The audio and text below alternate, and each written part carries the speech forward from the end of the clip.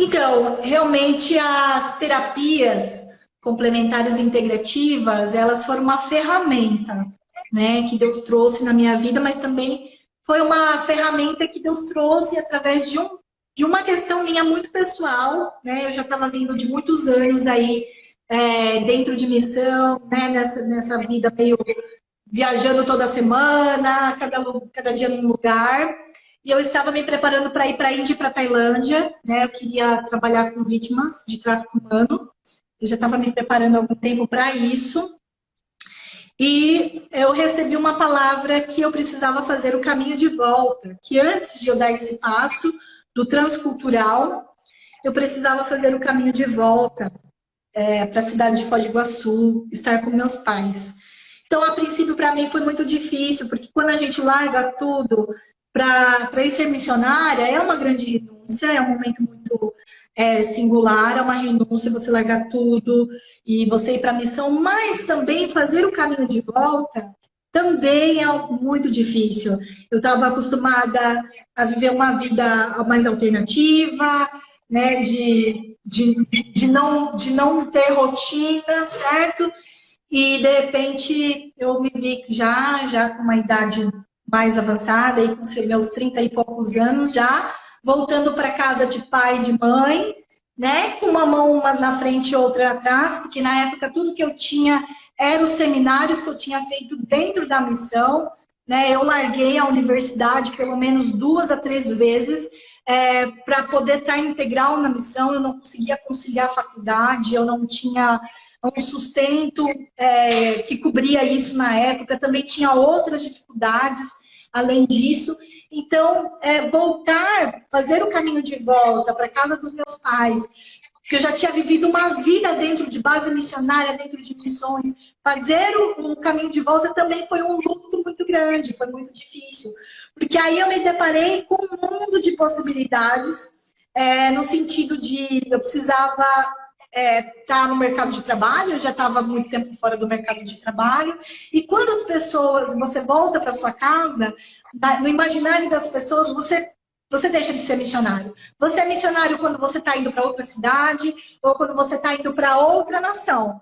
Mas quando você está fazendo esse caminho de volta, você está indo para sua cidade, você está morando na casa dos seus pais, é como se você não estivesse fazendo missão. E eu costumo dizer que a maior missão da minha vida, nesses últimos tempos, realmente foi fazer esse caminho de volta. Então, por causa de todo esse estresse, desse caminho de volta, de eu estar fora do mercado de trabalho, ter que voltar para ser uma reles mortal, ter uma vida normal, de procurar um emprego, de fazer coisas normais, para mim também mexeu muito. Então, quando eu fui arrumar um emprego, eu procurei todas as instituições que tinham trabalhos no social na cidade e que tinham uma certa relevância, porque eu tinha certeza que eu simplesmente não daria conta mais de trabalhar num lugar só para ganhar dinheiro. Eu passei anos morando num lugar onde a gente pagava para trabalhar, porque a gente pagava mensalidade nas bases, né? Então a gente pagava para trabalhar e para fazer a nossa missão, né? E muitos anos dedicado a isso. Aí, de repente, eu volto para esse mundo cão, né, de ter que arrumar emprego, trabalho, e eu falei, eu não vou conseguir mais trabalhar sem um propósito, eu só vou dar conta de trabalhar aquilo que eu entendo que é uma missão. Então, um desses lugares que eu vi era a Provar, que era uma ONG que dava cursos profissionalizantes para pessoas de baixa renda, e nessa organização eu comecei como voluntária na comunicação. Em 2 semanas, eu já estava assessorando a presidência. E em 3 meses, eu assumi a coordenação. Pasme você, essa coordenação e essas projeções eram lugares, assim, nessa organização, são lugares ocupados por muitas esposas de políticos, de governadores, São uma ONG muito ligada com a parte social da cidade, né? Então, eu comecei como voluntária e como que eu conquistei a coordenação? No primeiro, segundo dia que eu estava, eu olhei para uma moça, eu não sabia que ela era coordenadora, ela era psicóloga da organização, e Deus me deu uma palavra profética que era para eu entregar para ela. Eu sabia, quando eu olhei para ela, eu sabia que ela tinha um chamado, mas eu não sabia se ela era crente, se ela não era, nada disso, né? Eu só entendi o seguinte, Deus falou, conta a sua história para ela. Conta que você ficou tantos anos viajando, praticamente sem recurso, e eu nunca te deixei faltar nada. Conta para ela que você já fez uma viagem de 2 meses, só com R$ 5 no bolso, que você foi para outro país e que eu te provi em cada coisa. Conta para ela que você largou uma carreira jurídica, política, para viver as maiores aventuras comigo. Eu falei, Deus, mas ela vai me achar uma louca. Nem sei se ela é cristã, se ela não é. Mas eu entendia isso. Eu contei a minha história para ela. Eu vi que ela ficou emocionada, mas eu não tinha noção do que Deus estava gerando nessa moça. No outro dia eu cheguei com uma carta, era uma carta muito profética, falando de chamado. E essa moça, dentro de algum tempo, ela chegou para a coordenação e disse, eu estou largando tudo, eu estou indo para São Paulo, eu vou fazer um treinamento missionário. Ela já tinha tido uma experiência na Cracolândia, trabalhando com dependentes químicos, ela era psicóloga. E todo mundo ficou desesperado, falando, como assim? Você é coordenadora dessa organização, você é psicóloga, você que coordena tudo isso, como que você vai deixar? Ela falou assim, eu vou. E não tem uma pessoa melhor para assumir do que a Alana. A Alana tem experiência, ela tem um coração por isso, ela ama isso, e ela é a pessoa indicada. E foi assim que em 3 meses eu assumi a coordenação dessa grande organização, essa ONG. E essa ONG era uma ONG que dava uma projeção muito grande, porque eu vivia em televisão, vivia dando entrevista para jornal, né? Então, porque era uma ONG que fazia muito essa parte social da cidade. Mas o que eu não sabia é os impedimentos, os levantes que eu iria sofrer. Veja, eu era uma sonhadora missionária que pagava para trabalhar por muitos anos dentro de uma base missionária e, de repente, eu vim com vários projetos, querendo, né, trazer toda essa essência, né, e eu não percebi que eu estava no mundo real, né? E no mundo real as pessoas brigavam, as pessoas não aceitavam. Da onde que saiu essa moça? Quem ela pensa que é 3 meses? 3 meses já está na coordenação? Ah, deve ser porque a prima é deputada, deve ser porque o primo fulano de tal já foi prefeito.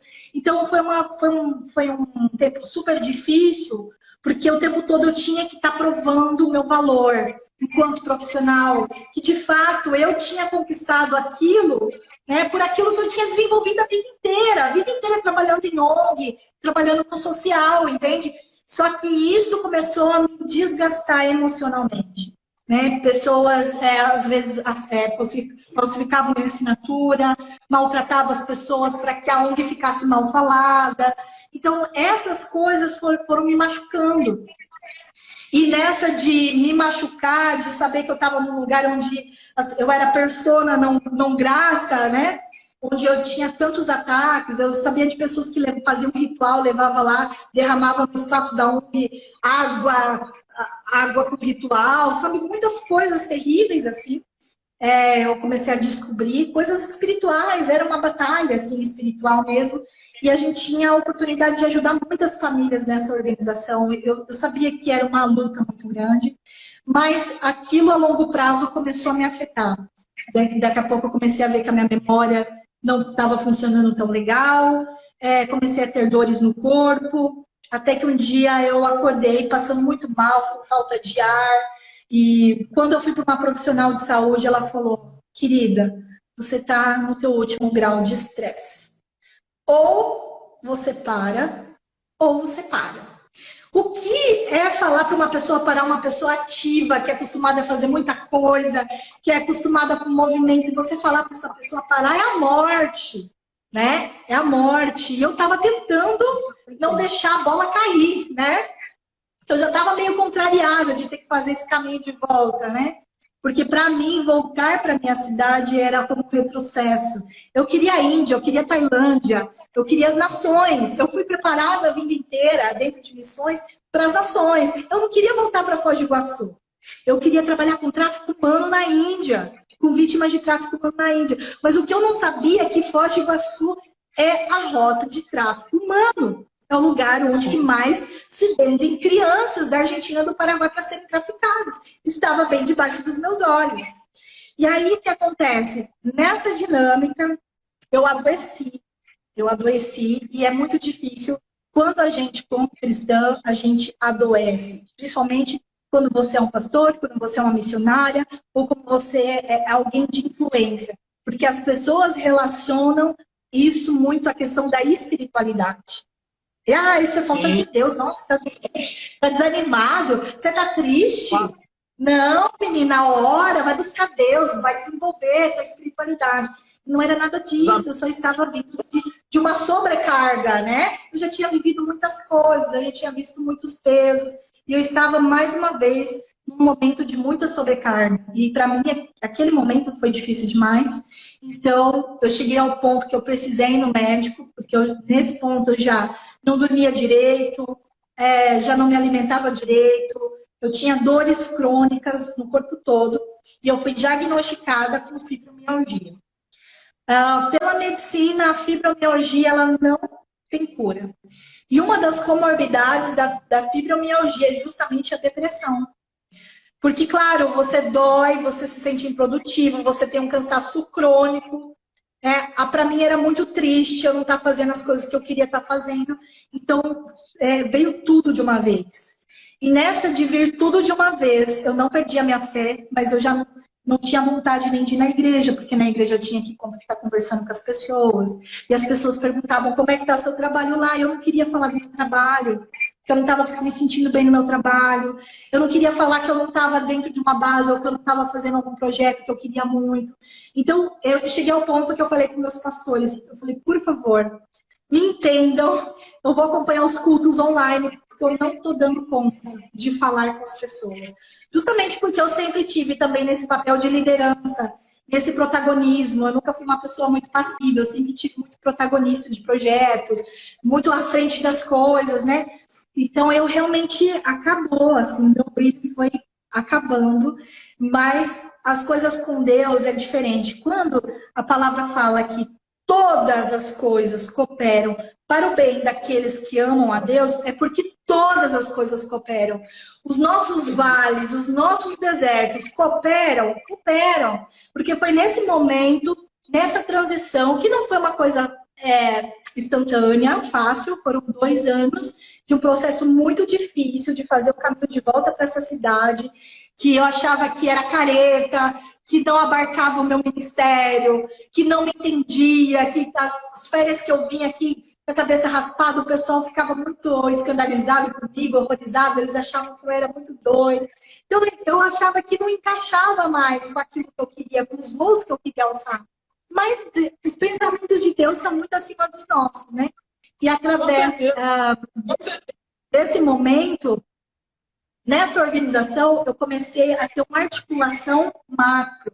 Eu comecei a ter contato com a questão política, com conselhos do social. Então, assim, aquilo que eu fazia a nível de comunidade ou de evangelismo, eu comecei a fazer a nível de cidade. Foi uma projeção muito grande, mas nesse caminho muito difícil, eu fui buscar a minha cura. Eu sabia que eu precisava de algo a mais para poder superar, nesse momento, a doença. Né? A doença ali da depressão e também ali da fibromialgia. E foi aí que eu comecei a pesquisar sobre coisas mais naturais, porque eu sabia que o remédio, ele é importante, ele é necessário, né, como foi para mim em algum momento, mas eu sabia que isso não era as raízes, não ia para os enfrentamentos das minhas raízes. O que estava de fato pegando para mim é estar num lugar que eu não queria estar, vivendo coisas que eu não queria viver. E eu comecei a buscar coisas alternativas, tratamentos mais naturais, chás, fitoterápicos, né, coisas que eu sabia que não iriam a me viciar, que meu corpo iria reconhecer. E nessa busca foi que eu conheci esse mundo novo, Quando eu fui fazer uma das formações em naturopatia, eu sentia muita presença de Deus. Deus falou que a cura dele estava na natureza, que o inimigo tinha distorcido tudo aquilo, tinha roubado a glória e a honra, daquilo que Deus colocou na natureza, mas que ele estava me chamando para redimir isso. Então foi a partir daí que eu comecei essa jornada, eu me curei, comecei a compartilhar esses conhecimentos com as pessoas ao meu redor, e a partir disso eu comecei a imergir nesse mundo. E o resumo da ópera é que hoje eu sou terapeuta, trabalho em consultório, são várias formações, várias técnicas, várias pós-graduações, várias formações nessa área das terapias, e isso tem sido uma ferramenta de empoderamento para a saúde de outras pessoas. Veja, presta atenção, Deus, ele é especialista em transformar tudo aquilo que é motivo de dor e de frustração em algo bom. Eu nunca imaginei que o pior momento da minha vida me daria a maior pérola, que hoje é a minha profissão. Através da minha profissão, eu consigo alcançar pessoas que eu não alcanço dentro de uma igreja ou dentro de um projeto evangelístico.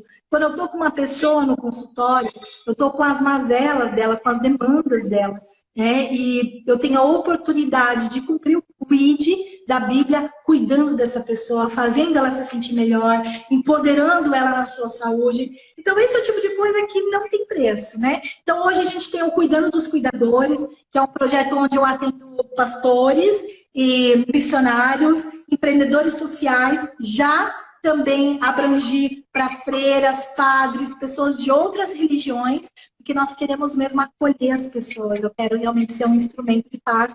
E a gente faz esses atendimentos sem custo, tá? Aqui em Foz do Iguaçu. Eu também trabalho com rodas de terapia comunitária integrativa, faço trabalho em algumas casas de recuperação aqui de Foz do Iguaçu, um trabalho com adictos de recuperação, e tem sido muito especial, Manão, tem sido muito bonito os frutos desse trabalho. Então, hoje a gente tem esse assunto de saúde integral e espiritualidade. Estou escrevendo um livro e eu tenho certeza que eu vou mais adiante ainda com esse novo assunto, assim. Não, com certeza. Entrou aqui na nossa live o Simon, que é psicólogo. Ele não está exercendo, trabalha com outra coisa no momento, mas ele é psicólogo. É um cara que tem um vídeo lá no canal lá que eu falei sobre essa questão humanitária, essa questão de olhar a pessoa, e ele gostou bastante. Eu acho que ele vai gostar muito de você aí, de como você está tratando o assunto. Porque... E a gente está numa especial, do Setembro Amarelo. É um mês onde os profissionais de saúde mental têm fomentado nas suas redes, têm falado sobre essa temática que é muito importante. As pessoas estão sofrendo, muitas pessoas têm depressão, têm ideações suicidas. E no nosso contexto religioso, é algo que a gente precisa desmitificar, porque a Bíblia é cercada de exemplos de pessoas que a Alessandra perguntou, no seu projeto inclui pessoas de outros estados? Sim, inclui sim. Inclusive, agora a gente está fazendo atendimento online, tá, Alessandra? Por causa da quarentena, a gente está com os atendimentos online, então a gente inclui sim. Então, é interessante que na Bíblia tem alguns exemplos. Eu gosto muito do exemplo do profeta, Ele é um cara que já tinha feito muita coisa para Deus, ele já tinha arrebentado a boca do balão, ele tinha acabado lá com os Baal, tudo. E em algum momento que Jezabel ameaça, o que acontece? Ele dá aquela desalinhada total, um cara que já tinha feito tanto para Deus, já tinha passado por tantas batalhas, naquele momento ele desmonta. Ele estava cansado. Ele já estava cansado.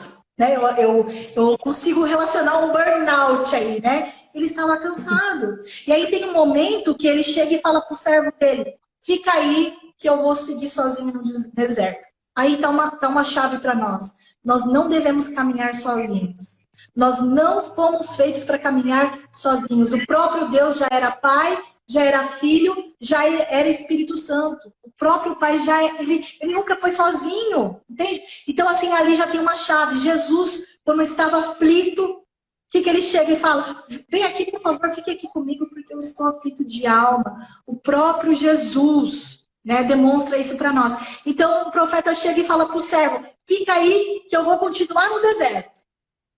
Aí ele foi sozinho, ele já estava desgastado.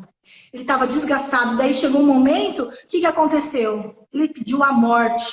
Ele teve... Gente, é um caso clássico de ideação suicida na Bíblia. Para de pirar, de querer espiritualizar tudo, gente. As pessoas têm as suas lutas, têm suas tristezas, né? Tem os seus lugares de deserto. Aí ele pega, e aí ele deita lá, coloca uma pedrinha, deita, tá com ideação suicida, ele quer morrer, ele pede morte. E aí o que acontece? O que acontece? Deus envia um anjo. Não sei você, amigo, mas se eu vejo um anjo, uau, eu vou ficar muito agitada, eu vou olhar para aquele... E como assim um anjo me visitando? Mas ele estava tão mal, ele estava tão depressivo, que ele, ó, nem ligou para o anjo. Ele virou e dormiu, ele estava cansado. Ele estava cansado. E quando ele acordou, o que o anjo fez com ele? Deu um pedaço de pão. Olha, ele não poderia falar assim, olha, profeta, levanta e anda. Poderia? Poderia, gente, mas não foi isso que ele fez, não. Pegou e deu um pedaço de pão. O que é isso, gente? Nutrição para o corpo. O que é para o físico é para o físico. O que é para o espírito é para o espírito. Ele precisava daquela nutrição orgânica do corpo, tá? Então ele vai lá, dá um pedaço de pão, nutre. Aí nutre ele, daí daqui a pouco vem o quê? Vem com um copo de água, hidrata, ele precisava de hidratação. Ele precisava de algo físico. Aí olha só que coisa mais linda, olha a dinâmica de Deus. Aí tudo bem, ele hidrata, ele come, né? Aí depois ele vai ter o quê? Um diálogo com quem? Com Deus. Deus sabia o que estava passando com ele? Claro, gente, Deus conhece o nosso coração. Mas aí Deus vai lá e fala assim, e aí, o que está acontecendo? E aí ele fala, Deus, gente, Deus é o maior psicoterapeuta do universo. Ele já sabia o poder do falar. O falar é terapêutico. Alguns falam até demais, como eu, né? Oi? Não, colocar para fora o lixo é a melhor parte da vida. Ele começou a falar e Deus começa a perguntar para ele. Começa a colocar para fora. Psicoterapia, começa a falar. E a partir que ele tem o corpo restabelecido, hidratado, o corpo com o nutriente, tá? E falando, colocando para fora, né? Com aquela psicoterapia com Deus, pronto. Ele foi preparado para seguir adiante. Então, primeira coisa, a gente precisa ver a nossa parte orgânica. Às vezes a pessoa chega no meu consultório e fala assim, estou com depressão profunda. Aí eu vou fazer uma análise dela, eu faço um exame que se chama iridologia, exame iridológico. É o exame que a gente vê através da íris dos olhos, a gente consegue ver como é que está o organismo. E aí eu vejo no exame da íris dela que praticamente o intestino dela não está funcionando. Praticamente o intestino dela não funciona. Os maiores hormônios de bem-estar no nosso corpo estão no intestino. Então eu fico pensando, é só uma questão emocional? Não, gente, é uma questão orgânica. Aquele intestino precisa funcionar para liberar esses hormônios de bem-estar, para ela se sentir bem, porque aquilo está preso, está intoxicando todo o organismo dela, tá? E aquilo, óbvio, a pessoa está enfesada, está com as fezes lá, está enfesada. Começa a ter mau humor, né? Começa a ficar triste, melancólico, ela está toda intoxicada. Às vezes a pessoa tem uma deficiência de vitamina D. Gente, Deus se manifesta na palavra como luz. Vários lugares, luz. E Deus deixou algo incrível, o sol, a luz do sol é terapêutico. Vitamina D. Entende? Então, que não é nem vitamina, é um hormônio. Eu nem sei por que é chamado vitamina, é um hormônio. Então, às vezes a pessoa está com uma vitamina D embaixo, que ela precisa tomar um sol para melhorar. Entende? Aí, tudo bem, Alana, não é um sol, não é intestino, não é isso. Eu tive um trauma, eu tô triste, aconteceu alguma coisa, então tudo bem, vamos para esses enfrentamentos, vamos tratar isso, sabe? Não vamos deixar só no campo do espiritual. Às vezes a pessoa, hora que passa, sim, é importante orar. Eu já vi muitas pessoas sendo curadas através do poder da oração, mas também Deus deixou profissionais capacitados para nos ajudar nesses momentos. Eu fiz terapia, não tenho vergonha, amo. Eu tive um pastor que era psicólogo, que foi a melhor coisa que eu fiz na minha vida, me ajudou nos meus períodos de deserto, me empoderou, e hoje eu sei que eu sou uma boa terapeuta, porque eu passei por uma boa terapia. Isso é importante, a gente não pode ter preconceito. A gente vê esse preconceito muito grande. Então, é muito interessante que a depressão não é brincadeira, é uma coisa que a gente precisa tratar. Acho que toda pessoa da igreja devia fazer. É excelente, é excelente. Eu já fiz. Eu particularmente, tinha um estereotipo da pessoa, dessa questão, só vai em terapia quem é maluco, quem é doido, quem está com alguma coisa, com alguma dificuldade. Mas eu apaixonei, é muito gostoso. É muito gostoso. Você sai mais leve, você aprende sobre você mesmo e você cresce espiritualmente. É muito bom. Eu adoro. Até agora eu não estou fazendo, mas... Que quando você está bem com você mesmo, automaticamente você consegue cumprir melhor o teu ID, consegue cumprir melhor a tua missão, entende? Então, a parte emocional, a parte de saúde mental, é uma parte muito importante para o ser humano, né? Então, a gente precisa quebrar esses tabus, quebrar esses paradigmas. Eu ainda estou mais adiante, porque algumas técnicas que Deus me entregou, me levou a estudar, são técnicas que ainda existem muito preconceitos, né? Por exemplo, terapias orientais, que são muito estigmatizadas, né? Mas que Deus me levou a redimir, devolver a honra e a glória para Ele. São desafios ainda da gente quebrar esses preconceitos, mas eu acredito muito nesse chamado da gente trazer um bem-estar, não porque o homem precisa estar bem, não centrar no umbigo do homem, no ego, não, mas para que a gente possa se reconhecer como imagem e semelhança de Deus e poder fazer muito para Ele, e fazer com qualidade, e fazer com amor, né, e fazer com leveza. Né? Eu acho que não precisa ser tão pesado assim. Se você está totalmente livre, você consegue libertar o outro. E nesse momento que você passa por uma terapia ou por entender melhor você consegue ter uma empatia pelo outro. Eu acho assim, que quando eu passei pela terapia, fiz lá e tal, esqueci sobre esse tema, sobre esse assunto, eu me tornei uma outra pessoa, que agora eu consigo compreender as pessoas muito mais do que antes. Assim, às vezes você fica muito... Por que a pessoa fez isso? Ela não deveria ter feito isso. E aí não, agora você consegue ver o por trás da questão. Ela fez isso, mas peraí, ela fez isso por causa disso que ela estava vivendo. Entendeu? Então a gente acaba aprendendo mais a lidar com as pessoas, porque você acabou aprendendo a lidar com você mesmo. É bem amplo isso, é maravilhoso quando isso acontece. Eu acho que está chegando ao final também, Alan. Eu agradeço demais a sua participação. Que papo é esse? Dá para fazer mais uma. Dá para fazer mais uma. Só que a gente marca um outro dia para a gente continuar essa conversa, que foi excelente. Faz suas considerações finais aí para a galera. Tá certo que foi um prazer imenso conversar com você. Quero você na minha lista de amizade. Eu gostei muito de você, tá bom? Eu que agradeço essa oportunidade. É um privilégio a gente poder trazer essas boas novas e a gente poder compartilhar de tudo aquilo que Deus tem feito nas nossas vidas e através das nossas vidas.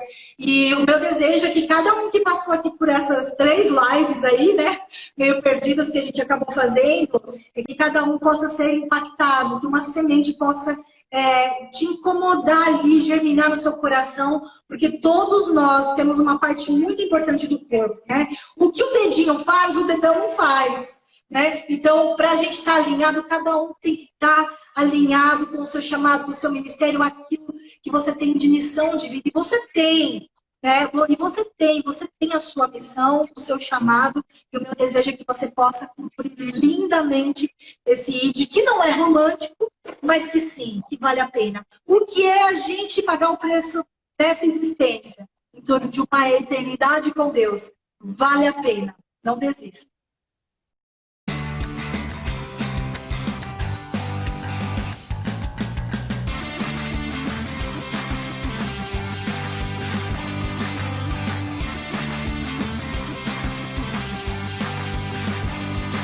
Tamo junto, pessoal. Até mais. Ó, pode seguir a Lana Terapias, que é o meu Insta profissional. Go_Alana Lacerda. Segue aí. Trocamos ideia. Tamo junto.